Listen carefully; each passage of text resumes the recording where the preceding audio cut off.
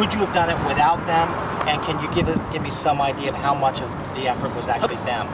That's a really good question. One of the things that is true is it is incredibly difficult to actually collect, 386,000 signatures. We could not have done this. So yes, I said thank you to, and it's good you reminded me I wasn't completely polite. I would like to thank, the paid signature gatherers as well, because it actually took, it takes a village to raise a kid. It takes all of us to actually get this on the ballot. The best way to look at this is that the volunteers were the sustained, ongoing effort. They did a huge portion of this. Now, I do not actually have an exact breakdown for you, but what I would say is that the volunteer effort was big, likely bigger than the paid signature gathering effort. And the funding for the paid signature gatherers, did that come from We Are Ohio? Where did it come from? Okay, so he's asking about the paid signature gathering effort. Basically, where did the money come from? So one of the things that we're going to do is we're going to be filing a campaign finance report. You all know, good government girl, I really, really hate it when people actually don't disclose donors.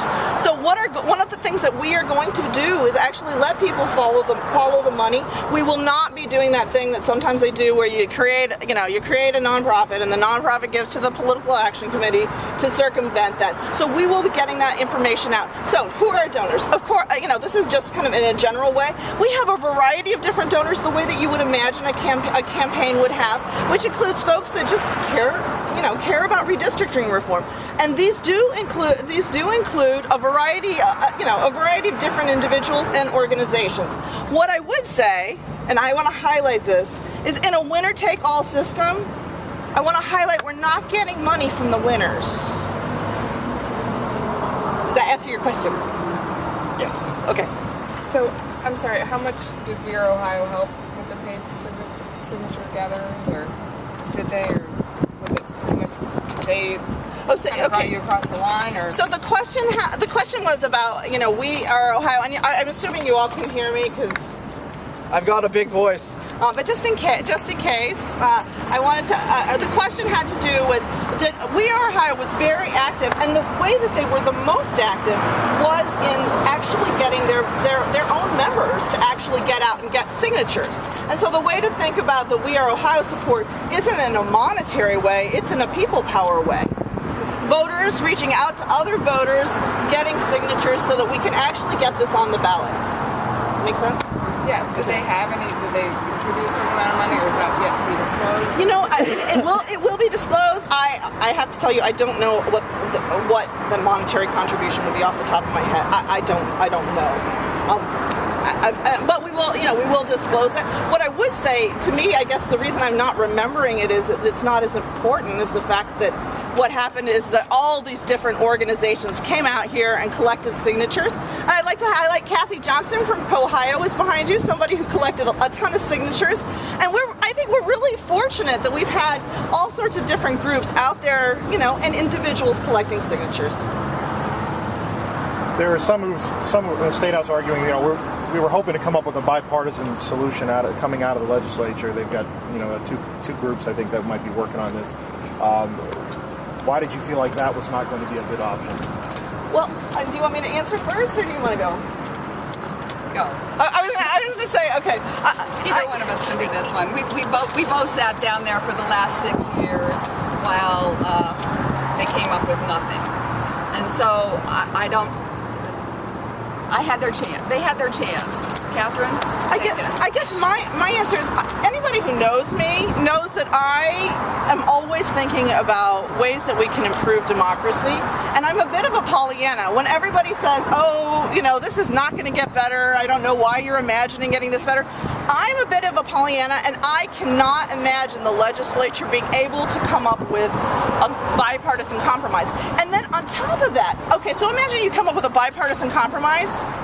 Does that mean a compromise that favors all incumbents and both political parties? Well, I guess it's better than a one-party gerrymander, but it certainly isn't good for the voters of Ohio. The more safe seats we have, the more difficult it is to hold our elected officials accountable. And I would remind you that their two vehicles have been this Constitutional Modernization Commission, for which they have not appointed members yet, although they said they were going to appoint them in January. I think their actions speak pretty loudly on that one. And the other one is the committee that came out of HB 369, and they were to give their report in June. They've had an extension now to December. And so I think we're seeing kind of a historical pattern here of just not being able to get it done. And we see it today in 2012. Cattherine, did you receive any help from any national organizations to help put this over the top, and did the Obama campaign play a role in any way?